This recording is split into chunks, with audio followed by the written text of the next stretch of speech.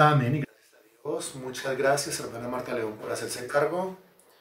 Muy buena tarde para todos. Bienvenidos. ¿Cómo están? ¿Cómo se encuentran? Y bienvenidos a un nuevo curso.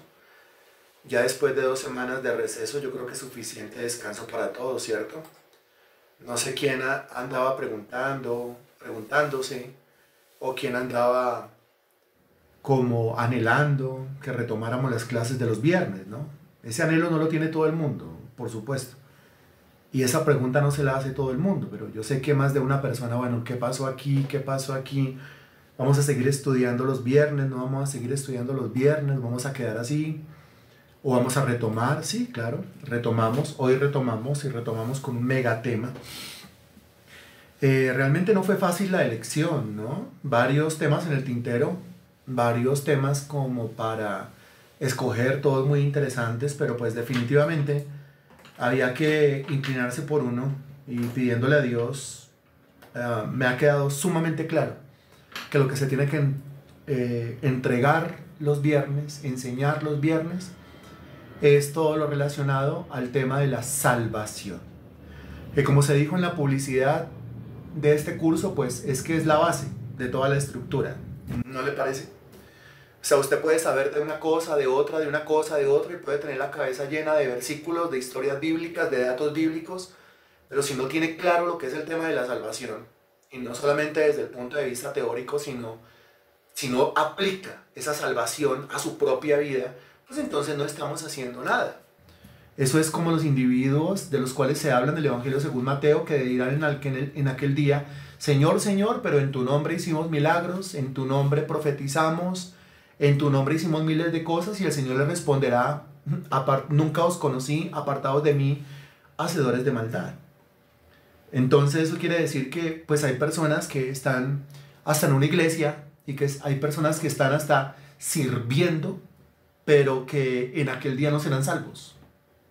El tema de la salvación entonces viene a convertirse, desde donde usted lo vea, desde el punto de vista desde donde usted lo observe, viene a convertirse como en la base, en el fundamento o en el pináculo de toda la estructura también, dependiendo desde donde usted lo vea. Este tema es sumamente importante. Lo estudiamos bajo el título o bajo la palabra, bajo el término de soteriología, así como lo escribimos en la publicidad. Es tan amable, usted me regala ese término ahí en el chat, a ver si lo tenemos claro, por favor, porque necesitamos aclarar algunas cosas. Escriba soteriología tal y como lo escribimos nosotros en la publicidad de este curso, por favor, a ver quién lo tiene claro, ¿sí? Ojalá buena ortografía, por favor, para que todo el mundo lo tenga claro. Se llama soteriología, soteriología. Esa palabra soteriología proviene del griego, el idioma griego, ¿no? Y es una palabra compuesta, quiere decir que hay dos palabras raíz que la conforman. La primera palabra es esta palabra, se la voy a escribir ahí. Es la palabra soteria. Soteria significa salvación. Eso significa la palabra soteria. Y el otro término que ya usted lo conoce, que es el término logos. Logos significa estudio. Entonces, soteria logos o soteriología, que significa que el estudio de la salvación. Como todo lo que nosotros estudiamos es a partir de la Biblia, entonces lo que nosotros nos disponemos a estudiar a partir de hoy es soteriología bíblica. Eso es lo que nos disponemos a estudiar a partir de hoy. ¿Qué quiere decir? Pues si soteria es salvación, si logos es estudio, pues bíblico es la base del estudio. Eso quiere decir lo que la Biblia enseña con respecto al tema de la salvación. Eso es lo que nos disponemos a estudiar a partir de hoy, todos los viernes. Pero yo, pues sin falta de mi parte, y espero yo sin falta de su parte también, ¿no? Recuerde que cuando nosotros comenzamos el estudio nuevamente de la Carta a los Romanos, los viernes, pues muchas personas estaban como contentas, emocionadas, se comprometieron, y que qué chévere, y que qué bueno, y que qué bonito. Al final, pues Las personas más emocionadas al principio no terminaron, ni siquiera llegaron a un cuarto de todo el estudio. Esto no puede depender solamente de la emoción. Qué rico emocionarse por las cosas de Dios, qué rico entusiasmarse por las cosas de Dios, pero esto se hace es más que con la emoción, esto se hace es con las convicciones, con las certezas, con la disciplina, con la responsabilidad. La disciplina me rescata a mí cuando no quiero hacer las cosas. Cuando no quiero hacer las cosas aparece la disciplina y yo resulto haciendo las cosas así yo no quiera hacer las cosas. Eso es disciplina. Esto necesita autodisciplina, que sea el Señor el que nos dé esa autodisciplina para poder sacar entonces este curso adelante. Que muy bien, hermana Marta León, es un curso bastante complejo de explicar, es complejo de entender, pero después de que yo lo he entendido, la verdad se me aclara el panorama de tal manera que yo quedo capacitado no solamente para aplicar todas esas verdades a mi propia vida, sino también para enseñárselo a los demás. Aquí tenemos algunos temas. Porque esta es como la charla introductoria, no al tema. Entonces aquí tenemos algunos temas. Los temas que nos disponemos nosotros a estudiar, no le estoy dictando nada, solamente le voy a leer algunas cosas. ¿Cuál es el propósito supremo de la salvación? El tema de la gracia común, la diferencia entre gracia común y gracia especial, gracia común o gracia salvífica o salvadora. Hablamos de la redención. ¿Qué es el decreto de Dios? El decreto de elección divina, el decreto de reprobación divina, el plan de salvación y la misión de Jesucristo, la causa de la expiación, ¿qué es expiación? La necesidad de la expiación, la naturaleza de la expiación, teorías incompletas acerca de la expiación, la suficiencia completa de la expiación, el alcance de la expiación, la resurrección, la ascensión, la intercesión, el orden de la salvación, llamamiento externo, llamamiento interno, regeneración, conversión, unión con Cristo, justificación, adopción, santificación, perseverancia, glorificación. ¿Qué tal los temas hasta ahí? No son todos los temas, tengo para leerle algo más, pero hasta ahí, ¿cómo le va pareciendo? Esto es como un abrebocas, ¿no es cierto? Eso es un aperitivo lo que yo le estoy dando. Entonces, para que usted sepa, entienda, tenga más o menos una noción de qué es lo que vamos a ver nosotros en este curso. Dígame cómo le va pareciendo.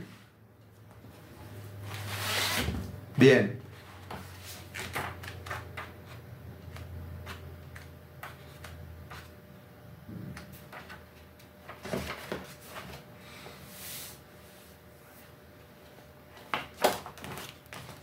Bien, pero al mismo tiempo tenemos lo siguiente. El significado de la salvación. Tenemos lo siguiente. La fuente de la salvación. Tenemos lo siguiente. Las falsas esperanzas de salvación. Tenemos lo siguiente. El método tripartito de la salvación. Tenemos lo siguiente. La obra de la Trinidad en la salvación. Tenemos lo siguiente. El costo de la salvación. Tenemos lo siguiente. Los tipos de salvación en el Antiguo Testamento. Lo siguiente, el vocabulario de la salvación. Cuando se habla del vocabulario de la salvación, esta parte es tan importante porque tenemos que ver lo que es conversión, sustitución, reconciliación, propiciación, remisión, redención, regeneración, imputación, adopción, justificación, santificación, glorificación, conservación. ¿Qué tal esto? Impresionante, ¿no es cierto? Pero también cuando nosotros hablamos de salvación, nos encontramos con cosas como, por ejemplo, permítame leerle.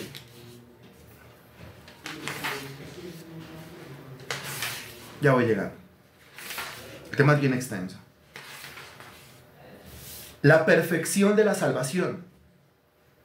La seguridad de la salvación. ¿Se pierde o no se pierde la salvación? Todavía yo escucho a muchos decir, oh, que pierde la salvación, la perdió y la volvió a recuperar. ¿Pero eso es bíblico?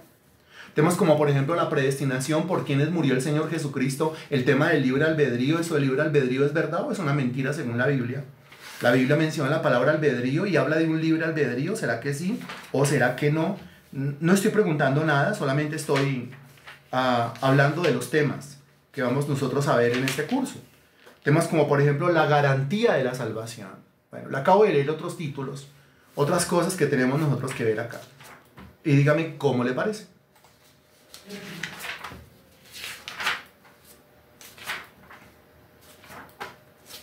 Y dígame, ¿cómo le parece?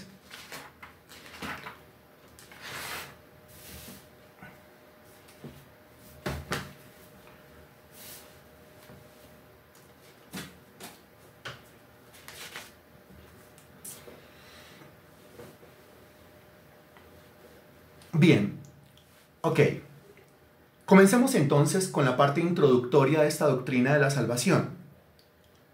Hágame el favor y desde el griego, regáleme la palabra salvación en el término que vamos a utilizar a partir de hoy.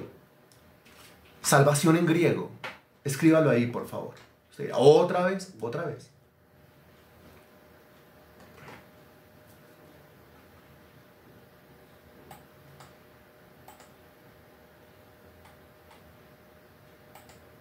Escríbalo, por favor. Toda la palabra. O sea, la palabra compuesta, salvación. O la doctrina de la salvación. Más bien. Soteriología. Muy bien. No confunda, por favor, no confunda soteriología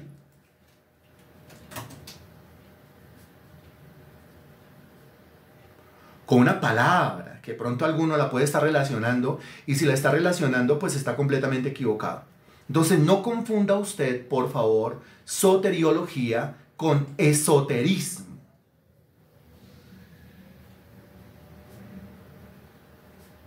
Porque algunos, y me ha pasado, claro que sí, cuando ven soteriología, ay, ¿qué es lo que van a enseñar? Esoterismo, no, y dice soteriología, no dice esoterismo. Soteriología significa salvación, esoterismo significa lo oculto. O sea, el esoterismo tiene que ver más es con ocultismo. Aquí nosotros no vamos a estudiar ocultismo, no es esoterismo el curso, es soteriología el curso. Son dos cosas diferentes, aunque en alguna parte hay como un juego de palabras que se parezcan, pero no es lo mismo. ¿O a usted le suena lo mismo? ¿Le suena lo mismo soteriología a esoterismo? ¿Le suena igual? ¿Para usted es lo mismo? No, no es lo mismo. Repito, soteriología significa el estudio bíblico o concerniente a la salvación, teniendo como base la Biblia. Mientras que esoterismo ya es el estudio ocultista, eso es ocultismo, eso ya es brujería, eso ya es santería, eso ya son otras cosas que no tienen que ver con los hijos de Dios. Entonces, esto es soteriología bíblica. En esta introducción vemos lo siguiente. En primer lugar, vamos a ver cuál es el propósito supremo de la salvación. Es decir, ¿por qué Dios salva al hombre? Creo que está claro para todos que Dios es el que salva al hombre y que el hombre no se puede salvar a sí mismo, aunque esto se irá desglosando poco a poco, bien desmenuzadito, poco a poco, ¿no? Todavía usted se encuentra con personas que dicen que ellos se salvan por sus propias obras. Cuando la Biblia deja claro, concluimos pues que el hombre es justificado por la fe sin las obras de la ley. Romanos capítulo 3, versículo 28. Pero hay algunos que todavía insisten en que sus obras los pueden salvar. Todavía insisten en que sus justicias los pueden hacer salvos, cuando la Biblia dice claramente que todas sus justicias son trapos de inmundicia. ¿Cuál es el propósito que Dios tiene al salvar al hombre? El propósito supremo de la salvación. Si el evangelio de una persona está centrado en ella misma, entonces dirá, el propósito supremo de la salvación es redimir al hombre, es que el hombre esté bien. Y si ese es el propósito supremo de la salvación, según una persona, pues no ha entendido entonces cuál es el propósito supremo de la salvación según la Sagrada Escritura. Hágame el favor y revise conmigo las siguientes citas bíblicas. Éxodo capítulo 2, versículo 23. Éxodo capítulo 2, versículo 23.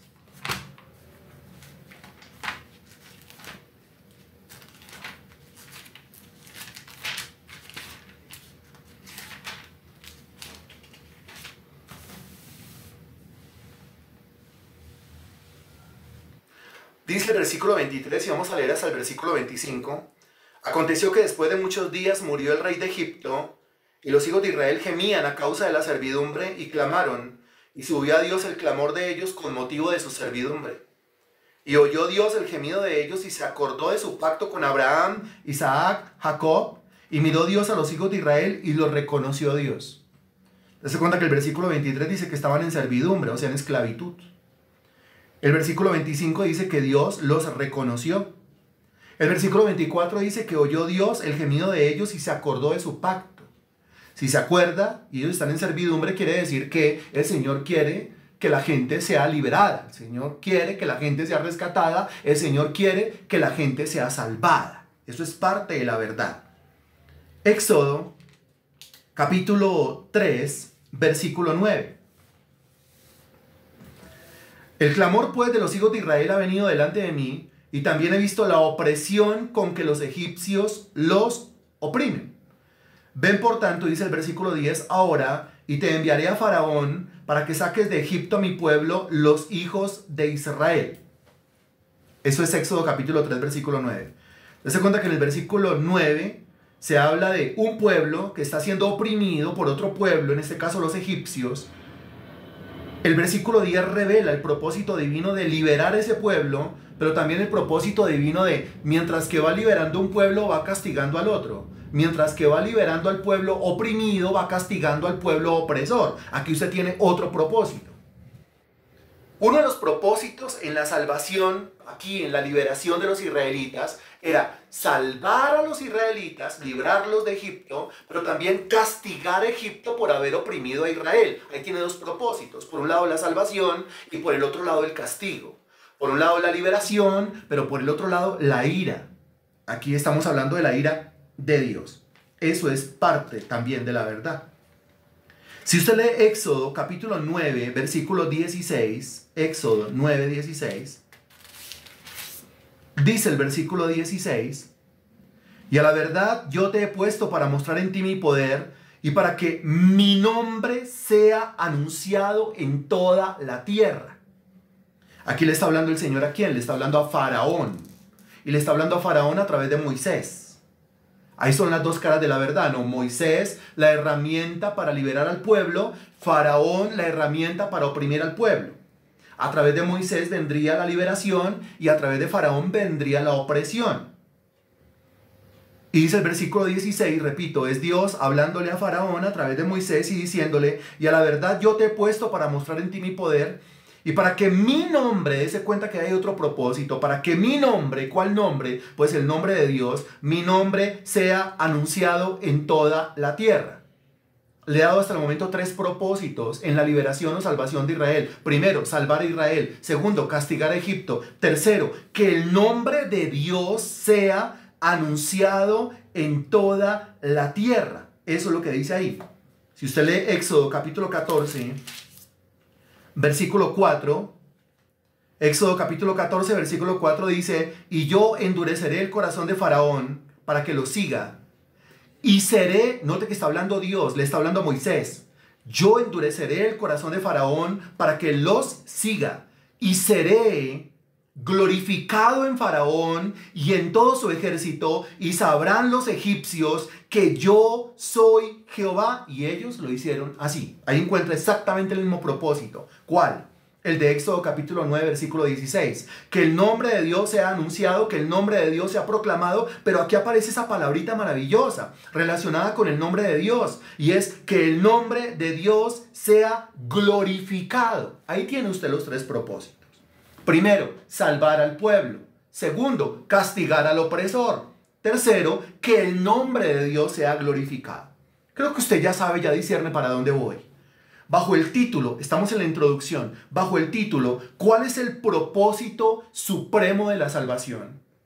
¿Cuál es el propósito supremo, divino? El propósito supremo que tiene Dios al salvar al hombre, pues el propósito supremo de los 3 que acabamos de mencionar, que me imagino que usted ya escribe en su cuaderno, de esos 3, ¿cuál es el propósito supremo? ¿Cuál es el propósito primero? ¿Cuál es el propósito primordial? ¿Cuál es el propósito prioritario de los 3? Hay solamente uno, ¿no? Y repito, si el evangelio que yo conozco, que me enseñaron, está centrado en mí, pues entonces yo voy a decir que el hombre se ha salvado, que el hombre se ha liberado.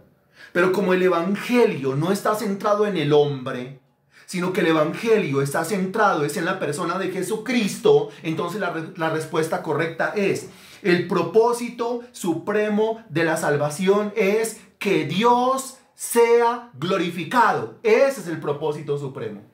Eso es lo que enseña la Biblia, eso es lo que enseña el Evangelio. Propósito secundario, que el hombre sea salvado. Propósito terciario, que el opresor sea castigado. Y de ahí en adelante podemos seguir hablando de más propósitos. Pero si hablamos del propósito primero, vuelvo y se lo repito porque eso es sumamente importante. Si hablamos del propósito primero, si hablamos del propósito prioritario, si hablamos de la prioridad, de lo más importante, de la supremacía, pues el propósito supremo es que el nombre de Dios sea glorificado.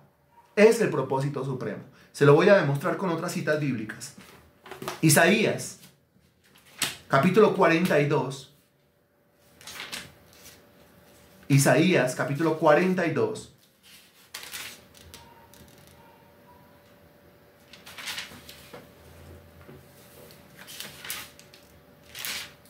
Bien, a partir del versículo 1.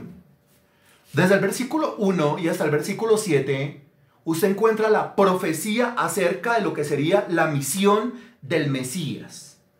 O sea, en Isaías capítulo 42, versículos 1, 2, 3, 4, 5, 6, 7, está claramente revelado, relatado lo que haría el Mesías cuando apareciera. Eso fue lo que el Señor hizo cuando apareció en los evangelios Mateo, Marcos, Lucas y Juan. El versículo 1, recuerda, está la misión. Versículo 1 dice: he aquí mi siervo, yo le sostendré, mi escogido, en quien mi alma tiene contentamiento, he puesto sobre él mi espíritu, él traerá justicia a las naciones. ¿De quién está hablando el versículo 1? Creo que es muy fácil discernirlo, ¿no? Dice, mi siervo, mi siervo. ¿Quién fue el que dijo, yo no vengo a hacer mi voluntad, sino la voluntad del que me envió? ¿Quién fue el que dijo, o de quién se dice en la Sagrada Escritura, este es mi Hijo amado en quien mi alma tiene contentamiento? Frase que aparece ahí. ¿De quién se dice que el Señor puso su espíritu sobre él? Pues de una sola persona. ¿Quién? El Señor Jesucristo. El versículo 1 está hablando de Jesucristo. El versículo 2 describe su misión, describe su obra, describe su tarea. No gritará, ni alzará su voz, ni la hará oír en las calles. Quiere decir, su misión no vendrá a hacerla por la fuerza. No es a los gritos, no es torciendo el brazo, no es por medio de chantajes, no es por medio de empujones, no es por medio de peleas. O sea, no es en la carne, no es en sus propias fuerzas. Ya se dijo el versículo 1, pondré sobre él mi Santo Espíritu. Él vendría a desarrollar un ministerio no en la carne, porque no gritaría, no alzaría su voz y no haría oír sus gritos en las calles, sino que vendría con un ministerio en el poder del Espíritu Santo. Versículo 3. No quebrará la caña cascada, ni apagará el pábilo que humeare, por medio de la verdad traerá justicia. Pues esta caña cascada y los pábilos que humean se refiere a los más desvalidos de la sociedad, a los pobres, a los menospreciados, a las viudas, a los huérfanos, a los despreciados por el fariseísmo, por el saduceísmo, por el sacerdocio israelita, por la religión, por la política. El Señor vendría a encargarse de ellos. Versículo 4. No se cansará ni desmayará hasta que establezca en la tierra justicia, y las cosas y las costas esperarán su ley. Eso es una maravilla. Versículo 5. Así dice Jehová Dios, creador de los cielos y el que los despliega, el que extiende la tierra y sus productos, el que da aliento al pueblo que mora sobre ella y espíritu a los que por ella andan. Yo, Jehová, te he llamado en justicia, le está hablando al Hijo, y te sostendré por la mano, le está hablando a Jesús. Te guardaré, le está hablando a Jesús, y te pondré por pacto al pueblo, le está hablando a Jesús, por luz de las naciones, para que abran los ojos de los ciegos, maravilla para los ciegos, para que saques de la cárcel a los presos, qué maravilla para los presos, y de casas de prisión a los que moran en tinieblas, qué maravilla para los que están en tinieblas. Dese cuenta, aquí encontramos uno de los 3 propósitos que encontramos cuando leímos los versículos de Éxodo hace un ratico, lo volvemos a encontrar acá. Ese propósito tiene que ver con la gente, tiene que ver con las personas, tiene que ver con el pueblo. Cristo vendría a abrir los ojos de los ciegos, lo que evidentemente hizo. Cristo vendría a sacar de la cárcel a los presos, lo que evidentemente hizo. Cristo vendría a sacar de casas de prisión a los que moran en tinieblas, lo que evidentemente hizo. ¡Qué gran propósito! Pero la lectura no termina ahí. Si usted lee el versículo 8 y después lee conmigo el 9, el 10 y el 11, va a poder entender cuál es el propósito supremo que tuvo el Padre al enviar a su Hijo para que salvara a las personas. El versículo 8 dice, yo Jehová, este es mi nombre, y a otro no daré mi gloria ni mi alabanza a esculturas. Creo que ahí lo tiene clarito. Que los versículos del 1 al 7 están hablando de dar vista a los ciegos. Por lo tanto, sacar corriendo la ceguera. Dese cuenta que hay un doble propósito. Porque va liberando a la gente de la ceguera, pero al mismo tiempo va castigando a la ceguera. Pero también sacar a los prisioneros. Entonces, por un lado, libera de la prisión, pero por el otro lado, toda cautividad es llevada, toda cautividad es reprendida, todo azote, toda servidumbre, todo yugo es podrido, es quitado. Ahí tiene un doble propósito. Un propósito tiene que ver con la salvación de la gente y el otro propósito tiene que ver con el juzgar a lo que está oprimiendo a la gente. Lo mismo que en Éxodo. Pero en el versículo 8 dice claramente, yo Jehová, este es mi nombre, y a otro no daré mi gloria ni mi alabanza a esculturas. ¿Cuál es el propósito superior? El propósito supremo, el propósito más grande que tiene Dios al salvar a las personas. Y el versículo 9 dice así, he aquí, se cumplieron las cosas primeras, y yo anuncio cosas nuevas. Antes que salgan a luz, yo os las haré notorias. Versículo 10. Cantad a Jehová un nuevo cántico, su alabanza desde el fin de la tierra. Los que descendéis del mar y cuanto hay en él, las costas y los moradores en ellas. Alcen la voz del desierto y sus ciudades, las aldeas donde habita Cedar. Canten los moradores de Sela, y desde la cumbre de los montes den voces de júbilo. Den gloria a Jehová. ¿Den gloria a quién? Den gloria a Jehová y anuncien sus loores en las costas. Qué bueno que el Señor en la salvación ayude a los hombres, nos ayude a nosotros como seres humanos. Qué bueno que el Señor en la salvación juzgue al opresor, pero el propósito fundamental de todo esto es que su santo nombre sea glorificado. Entonces, a la pregunta, ¿cuál es el propósito supremo de la salvación? Usted responde, el propósito supremo de la salvación es que el santo nombre de Dios sea glorificado. Pero tiene que haber más demostración, lógicamente. Ezequiel capítulo 36, versículos 22 y 23. Me avisa cuando ya, por favor. Ezequiel capítulo 36, versículos 22 y 23.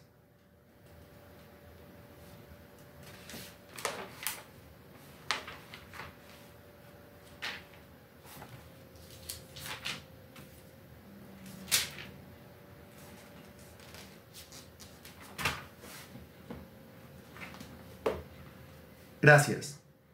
Dice el versículo 22, por tanto, di a la casa de Israel, así ha dicho Jehová el Señor. Note lo que dice. Por tanto, di a la casa de Israel, así ha dicho Jehová el Señor.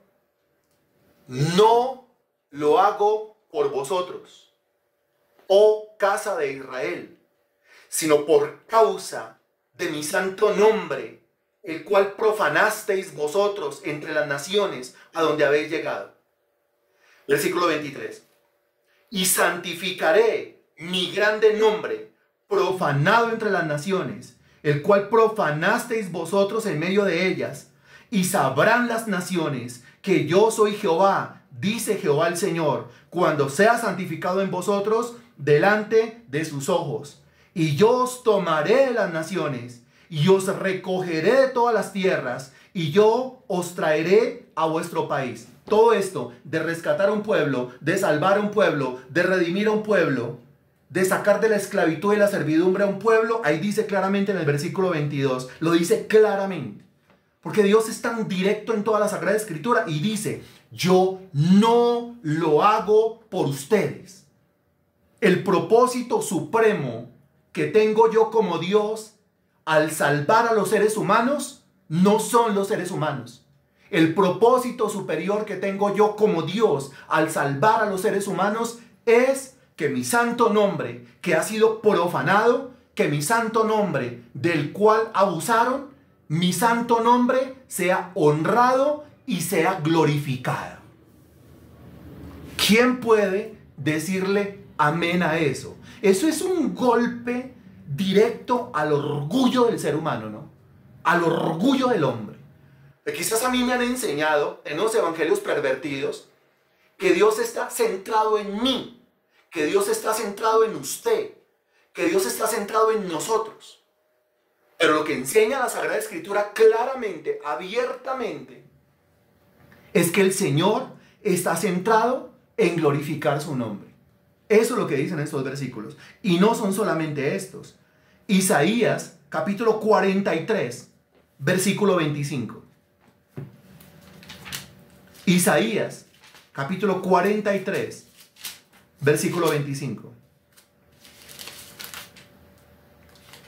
Me avisa cuando ya, por favor.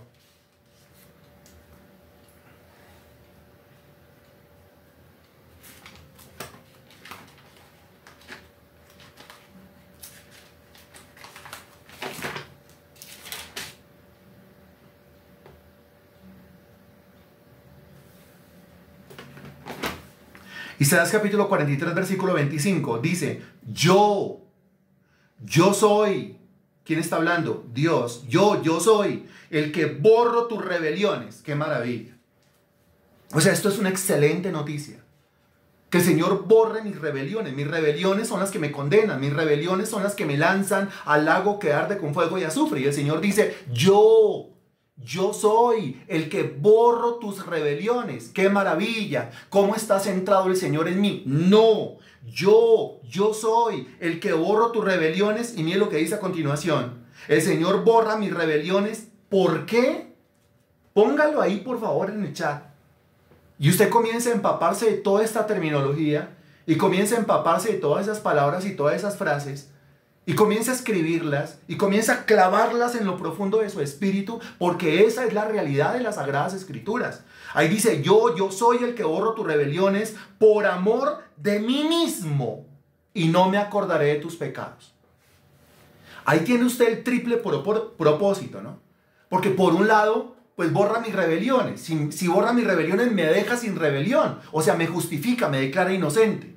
Segundo, agarra las rebeliones y las quita. Las arroja, las saca fuera. Ahí usted ve cómo el Señor ajusticia al opresor. Pero tercero, por amor a mí mismo o por amor de mí mismo. Ahora el punto 3 tiene que ponerlo siempre de primeras. El propósito supremo en la salvación del hombre es que el nombre de Dios sea glorificado. Pero no solamente ahí. Primera de Juan, capítulo 2, versículo 12. Búsquelo por favor. Primera de Juan, capítulo 2, versículo 12.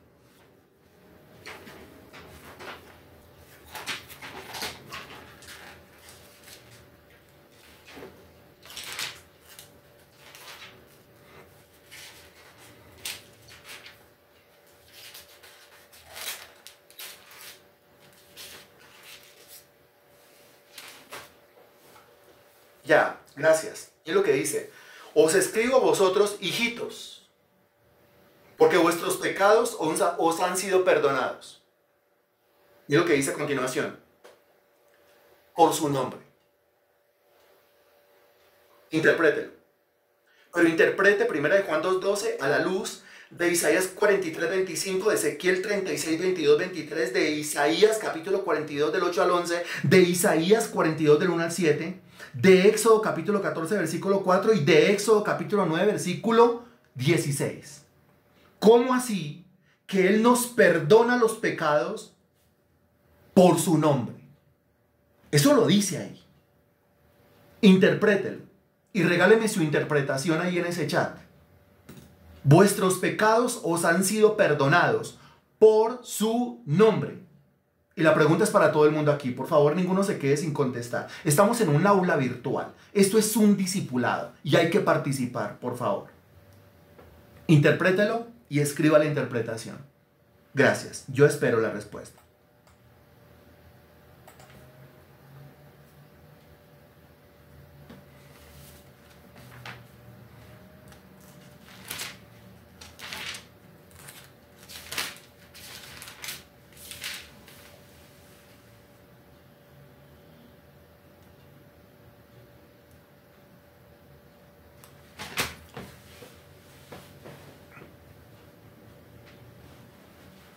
Van 2 respuestas, gracias. Ahorita las leo. Cuando aparezcan más respuestas. Estamos esperando al menos 16 respuestas. O sea, estamos esperando la respuesta de Gloria, de Valerie, de Marta León, de Joana, de Cecilia, de Gladys, de Denise, de Diva, de Henry, de Magnori, de Liliana, de Magda, de María Sánchez, de Jorge, bueno, y de las otras personas que tengo ahí detrás de las pestañas, que no me muestra la portada, pues, de la aplicación. A ver, yo leo. Que Él me perdona los pecados por su nombre significa, a ver, lo más completo. Por amor de su nombre, para que su nombre sea glorificado. Él nos limpia, nos libera, obrando con doble propósito, castigo para el opresor, salvación para el oprimir, para que su nombre sea glorificado. Porque para que el nombre, mis pecados son perdonados en el nombre, ser glorificado, que el nombre de Dios sea glorificado. Tiene que interpretarlo a la misma luz, es la misma terminología. Solamente que aquí dice, vuestros pecados os han sido perdonados por su nombre. Nos perdona por su nombre. ¿Por su nombre? ¿Qué quiere decir? Nos perdona por su nombre. Porque está en juego su nombre, la reputación de su nombre. Está en juego su imagen, su gloria, su honra, su alabanza. Está en juego que su nombre sea glorificado. Dese cuenta que aquí encontramos que la razón del perdón de nuestros pecados es para que su nombre sea glorificado. Por eso el Señor no se puede negar a perdonar mis pecados. Que está en juego la gloria de su nombre. El propósito de perdonar nuestros pecados es glorificar su nombre. Eso está excelente, Valerie. Muy bien. Me perdona no porque yo haga algo para merecerlo, sino para que su nombre sea glorificado. Eso está excelente. Muy bien, Magda Xiomara. Que Dios nos libre y nos perdone nuestros pecados en el nombre de Jesús. Sí y no. Por amor de su nombre mis pecados fueron perdonados para glorificar su nombre. Por amor de su nombre mis pecados fueron perdonados para glorificar su nombre. Claro, pero ¿en qué sentido el nombre de Dios es glorificado cuando me perdona? Pues es que un pecador que se arrepiente viene delante del Señor y el Señor lo absuelve. Es decir, el Señor no lo manda al lago que arde con fuego y azufre, sino que lo perdona, lo absuelve, le pone anillo en su dedo, nuevo zapato, nuevo vestido y le da entrada al reino de los cielos. Solamente por su gracia, solamente por su misericordia, pues lógicamente el nombre de Dios será exaltado, será ensalzado y será glorificado. Eso es lo que está enseñando ese versículo. Pero no solamente 1 de Juan capítulo 2 versículo 12. Efesios capítulo 1 a partir del versículo 4. Efesios 1, 4.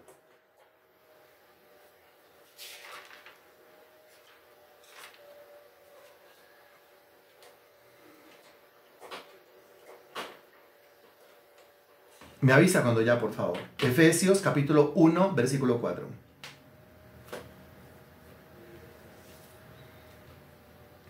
Y Efesios capítulo 1, versículo 4 dice, según nos escogió, ¿no?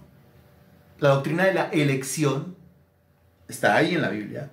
Nos escogió en él antes de la fundación del mundo para que fuésemos santos y sin mancha delante de él. Versículo 4 habla de la doctrina de la elección. Diga ya conmigo, elección o escogencia.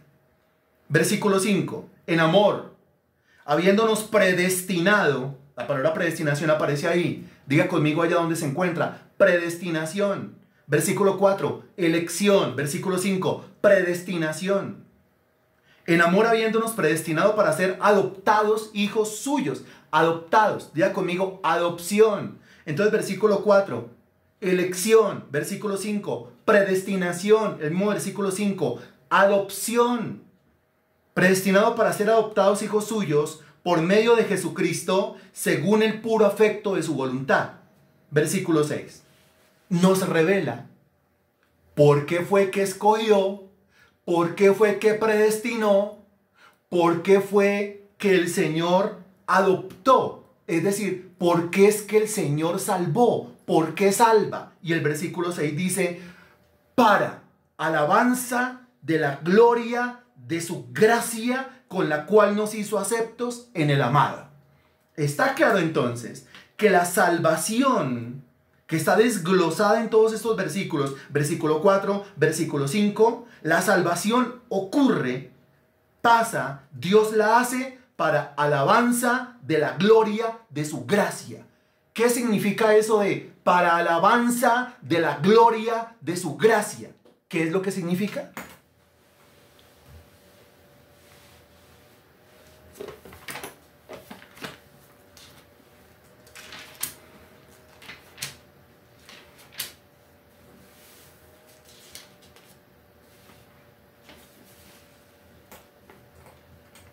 Para alabanza de la gloria de su gracia. Para que yo esté bien, también. Para juzgar al opresor, también. Pero sobre todo, para alabanza de la gloria de su gracia. ¿Que indica qué? Que indica para que su nombre sea glorificado, bien, Denise. Para que su nombre sea alabado y glorificado, muy bien, Johanna. Que su nombre sea glorificado, que su nombre sea glorificado. Que su nombre sea glorificado. Ahí lo tiene usted. ¿Qué mérito tiene el hombre en la salvación? Responda por favor. ¿Qué méritos tiene el hombre en la elección? Responda por favor. ¿Qué méritos tiene el hombre en la predestinación? Responda por favor. ¿Qué méritos tiene el hombre en la adopción? Responda por favor. ¿Qué méritos tiene el hombre en la regeneración? Responda por favor. ¿Qué méritos tiene el hombre en la conversión? Responda por favor. ¿Qué méritos tiene el hombre en la justificación, en la santificación, en la glorificación, en la redención, en la expiación, en la remisión? ¿Qué méritos tiene el hombre aquí? ¿Qué méritos tiene? La respuesta es, ¿cuál es el mérito? El mérito. Centre la cabeza. El mérito. El mérito. El mérito. Ninguno. Claramente lo dice la Biblia. ¿Quién se puede jactar o enorgullecer o dárselas delante de Dios? ¿Quién? ¿Quién se puede jactar o enorgullecer o dárselas delante de Dios? ¿Quién?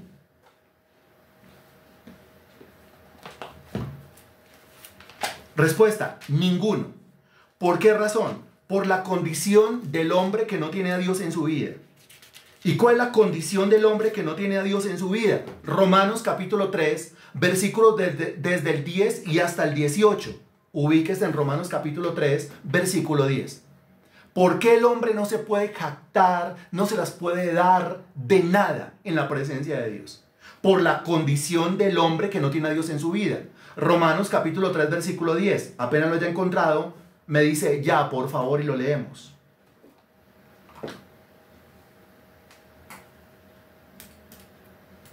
Ya, dice el versículo 10, como está escrito, note lo que dice, no hay justo, ni aun uno. Entonces usted va respondiendo, no hay justo, ni aun uno. ¿Cuántos justos hay sin Dios?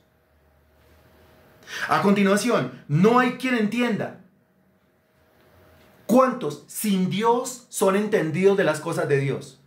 A continuación, no hay quien busque a Dios. Pregunta, sin Dios, ¿quién busca a Dios? A continuación, todos se desviaron, a una se hicieron inútiles. ¿Quién sin Dios es útil para los propósitos divinos? No hay quien haga lo bueno, no hay ni siquiera uno. ¿Quién que no tenga a Dios en su vida puede ser catalogado como una persona buena?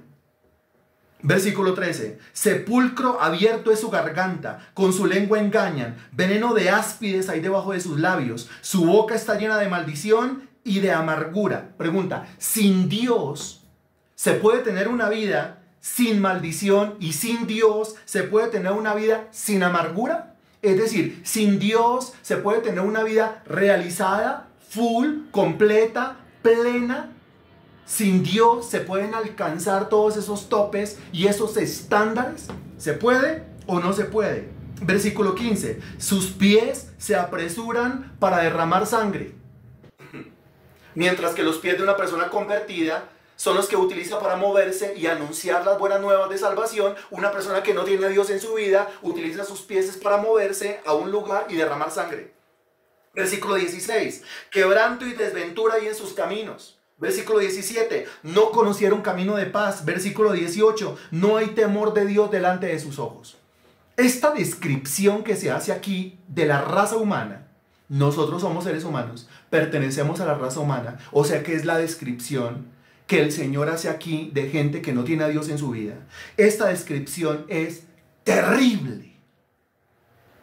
Esta descripción demuestra que el hombre está corrompido por dentro y por fuera.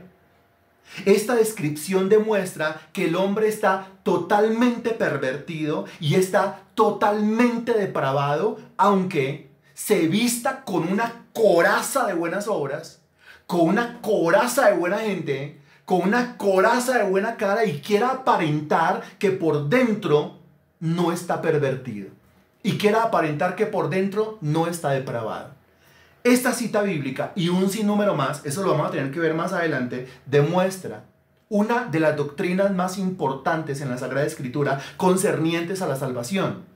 Y es la doctrina de la total depravación de la raza humana. Esa es la doctrina.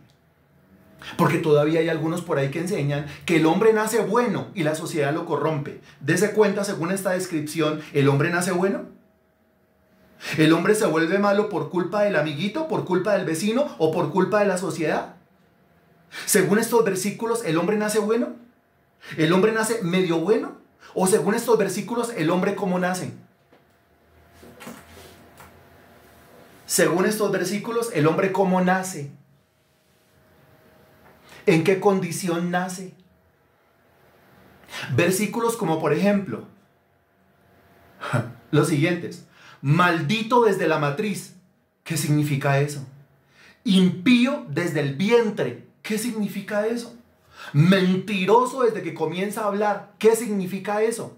Lo que significa es la total depravación de la raza humana. De esa criaturita que está en ese vientre. De esa criaturita que acaba de nacer y que va creciendo. Que tiene una naturaleza totalmente depravada. Y que si no se aplican los mecanismos de gracia y Dios no tiene misericordia y Dios no tiene gracia de esa criaturita, el texto sigue diciendo, maldito desde la matriz, impío desde el vientre, mentiroso desde que comienza a hablar. Y yo puedo objetar tratando de defender, yo tengo 3 hijos, ya grandes.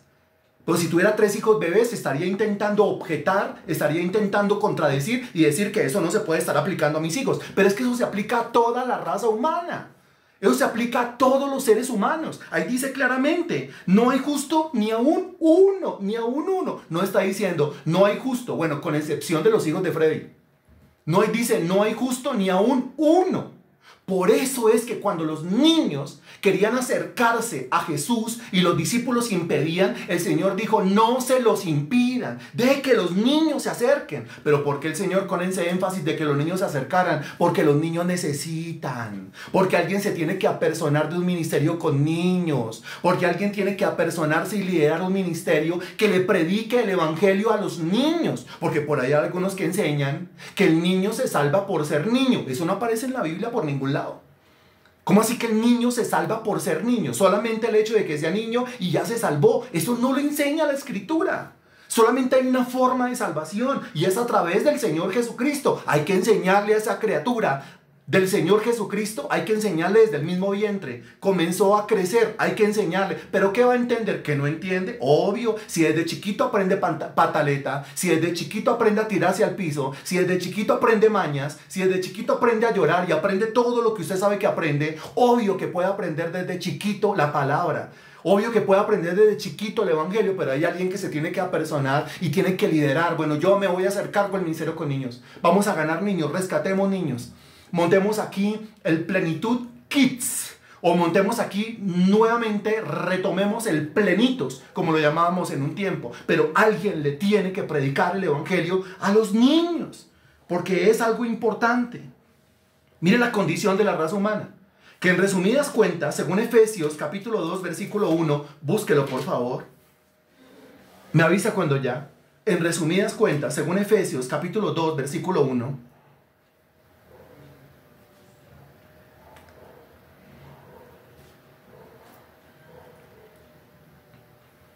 Él os dio vida a vosotros cuando estabais muertos en vuestros delitos y pecados. Eso dice el texto, ¿no? Él os dio vida a vosotros cuando estabais muertos. ¿Cómo? Muertos.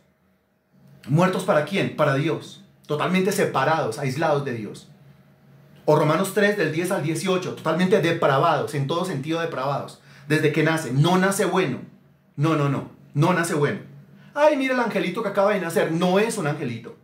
Ay, pero con esa inocencia no es inocente. No confunda ingenuidad o ignorancia con inocencia. Esa criatura puede ser ingenua por su edad y puede ser ignorante, no conoce, por su edad, pero inocente no es. Pero ¿cómo no va a ser inocente si no ha cometido pecado? La Biblia dice claramente, Romanos capítulo 9, no habían hecho ni bien ni mal. Eso quiere decir que no habían pecado, y ya la Biblia los llama impío. Porque el impío no es aquel que peca, el impío es aquel que tiene una naturaleza impía en su interior. Y ese niño ya viene con naturaleza impía. Aunque no haya nacido, ya es impío. Aunque no haya cometido el primer pecado, ya es impío. No confunda impiedad con pecaminosidad. No confunda ser impío con ser pecador. El ser pecador quiere decir que comete actos pecaminosos, los lleva a la práctica. El ser impío quiere decir que está gobernado por una naturaleza impía, por una naturaleza inclinada hacia el mal. En ese orden de ideas puede ser que no haya hecho ni bien ni mal, Romanos capítulo 9. Pero en ese orden de ideas quiere decir que nació con una naturaleza impía. Pregunta, ¿para dónde van los impíos? ¿Qué te nace ese tema en el que nos estamos metiendo, no? ¿Qué está sugiriendo? No estoy sugiriendo nada, yo estoy hablando desde frente. Estamos hablando las cosas como se tienen que hablar a la luz de la Sagrada Escritura. Ya a su debido tiempo, en estas clases de soteriología bíblica, usted lo va a poder entender con mayor profundidad. Por eso es que, repito, hay que predicarle el evangelio a los niños. Efesios capítulo 2, versículo 1 dice claramente: Él os dio vida a vosotros cuando estabais muertos. Porque también usted escucha por ahí que se predica que el hombre está enfermo, no muerto. Y si está enfermo, lo único que necesita es una medicina. Y entonces dicen, Cristo es la medicina. Pero yo encuentro que la Biblia me dice que Cristo es la resurrección y la vida. Si está enfermo, la medicina. Pero note, si está enfermo, el hombre se lleva el mérito. Parte del mérito se la lleva el doctor y la medicina, pero parte del mérito se la lleva el enfermo. Porque al enfermo se le dice, lo que tiene que hacer es tomarse la medicina. Y así muchos se evangelizan. Y al evangelizar de esa manera están evangelizando esa punta de mentiras. Porque yo le hago la pregunta, mire, usted va en un barco, usted va en una lancha, ¿sí? Usted va sobre el mar. Y resulta que usted va remando o es a motor y usted ve sobre la superficie del mar hay un cadáver, hay un muerto. ¿Quién sabe cuánto tiempo lleva ahí? Hay un muerto. Está muerto, literalmente muerto. Usted dice, lo voy a ayudar. Entonces usted agarra el inflable, ¿sí? Ese naranja, ese neumático, y usted dice, lo va a ayudar. Entonces usted coge el neumático y usted se lo arroja al individuo. Y le grita, agárrese de ahí, cójase de ahí para ser salvo. Pregunta, ¿el muerto se va a agarrar de ahí? ¿El muerto se va a coger de ahí? ¿El muerto se va a enganchar a ese flotador? Y usted después lo va a poder arrastrar y lo va a subir a la lancha, ¿cierto? No, no puede. ¿Por qué no puede? Porque Efesios 2.1 dice que no está enfermo. Efesios 2.1 ni siquiera dice que se está ahogando. Efesios 2.1 que está muerto. O sea, eso ya está ahogado. Eso hiede ya, maestro, porque es de un montón de días, de un montón de meses o de un montón de años. Entonces no. Entonces yo digo, bueno, entonces yo le voy a mandar el botiquín. No funciona el salvavidas. Tengo un botiquín y cojo el botiquín y le mando el botiquín, o especifico una medicina y le boto el jarabe allá, o las pastillas o las cápsulas, y se las boto. Tómese las pastillas, tómese el jarabe. Se va a poder tomar las pastillas, se va a poder tomar el jarabe. Efesios 2.1 dice que está muerto, y claramente dice Efesios 2.1, Él os dio vida a vosotros. Si usted quiere ayudar a ese individuo que está muerto, lo que tiene que pasar con ese individuo es una sola cosa. De lo contrario no se puede hacer nada. Una sola cosa se tiene que hacer con ese individuo. Una sola cosa se podría hacer con ese individuo. ¿Cuál cosa? ¿Qué cosa? Entiéndalo bien. Porque así usted lo cargue, lo meta en su barquito y se lo lleve para la UCI, no sirve, está muerto.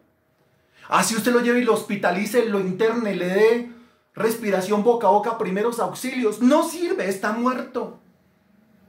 Entonces lo único que podría ayudar a ese individuo es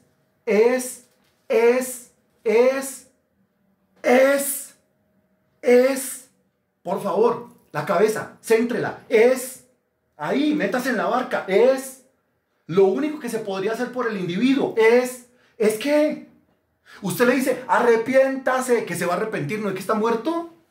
Crea que va a creer, ¿no es que está muerto? El arrepentimiento y la fe son obras que el mismo Dios hace en él. ¿Y cómo se llama eso? Eso es un milagro ¿de qué? Alguien ya lo escribió, pero todo el mundo tiene que caer en cuenta. Eso es un milagro de resurrección. Lo estás entendiendo muy bien, Edith. Gloria a Dios.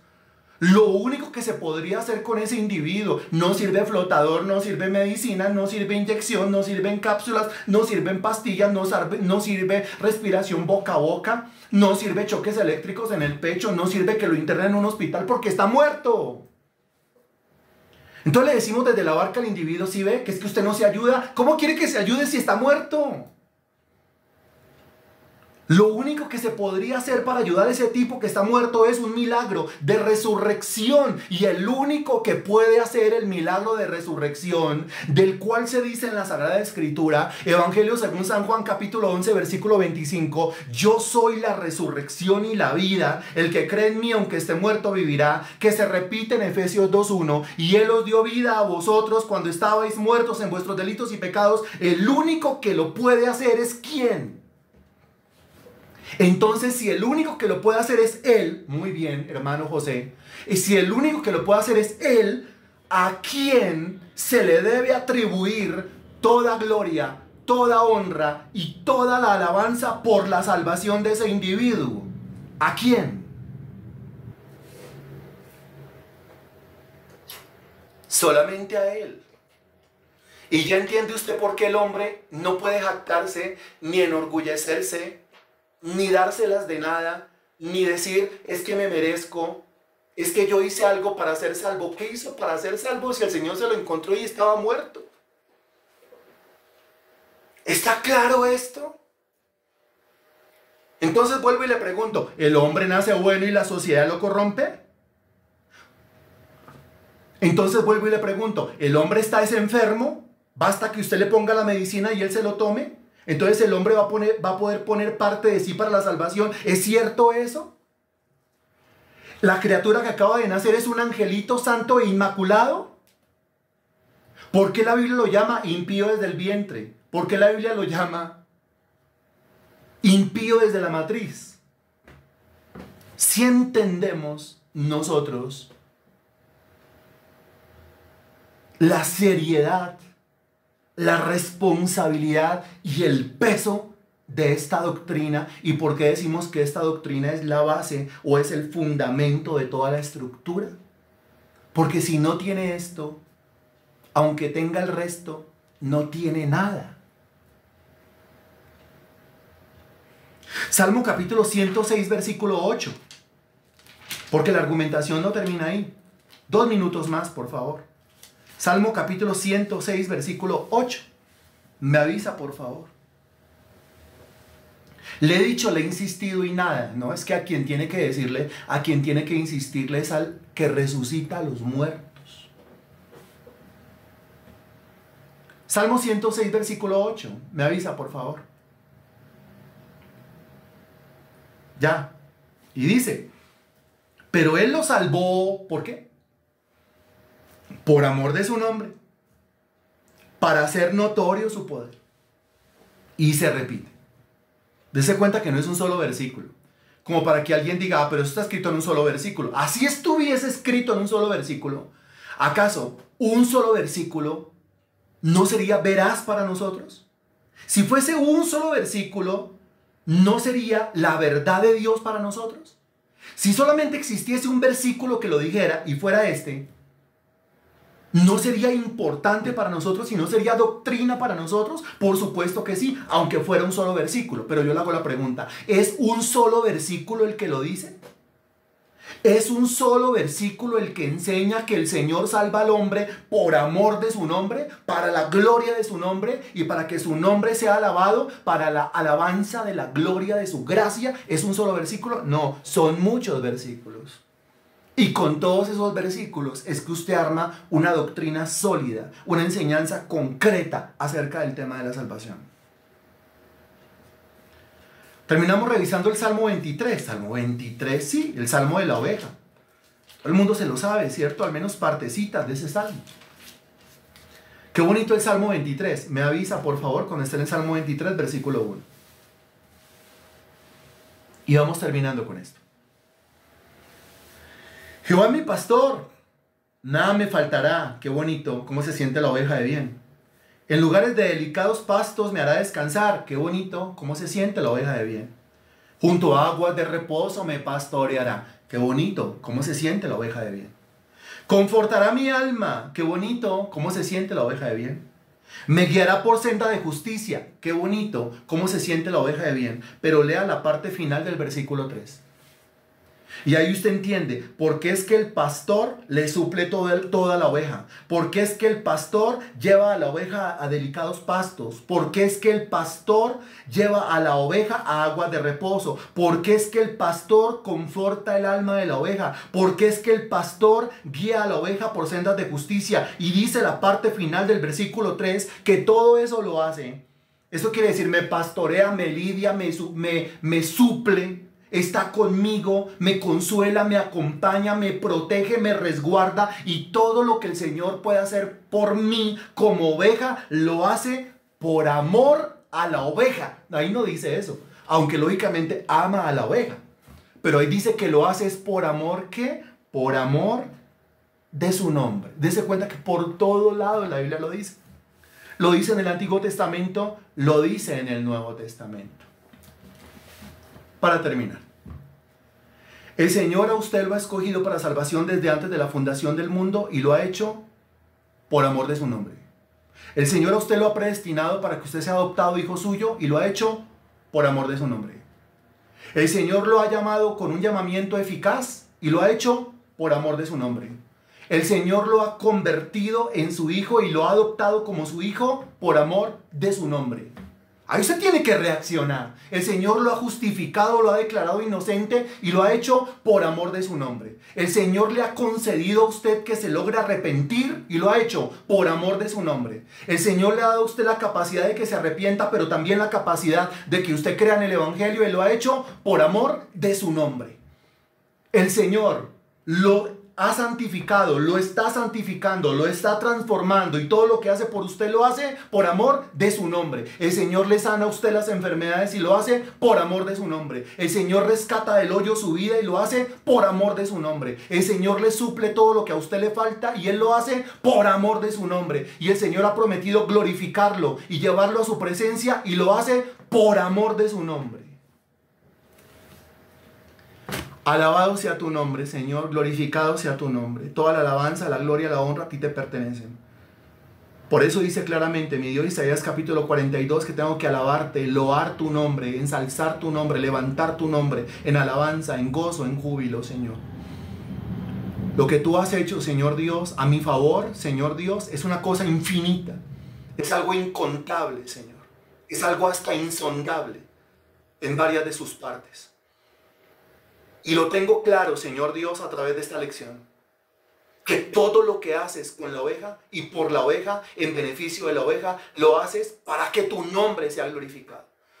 Que cuando la oveja está bien, tu nombre es glorificado. Que cuando tu hijo está bien, tu nombre es glorificado. Y que tú eres el primer empeñado, Señor Dios, el más interesado, Señor, en que la oveja esté bien, en que tu hijo esté bien, en que tu siervo esté bien, porque así de esa manera tu nombre es glorificado.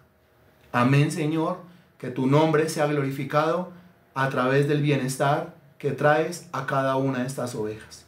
Te pido, mi Dios, ya que comenzamos este curso, que nos ayudes a desarrollarlo bien, a desarrollarlo apegado a tu palabra, que podamos ir cita tras cita, versículo a versículo y entendamos todas estas verdades y que podamos compartir todo esto con la gente. La gente necesita salvación. Bueno, aquí está la doctrina de la salvación.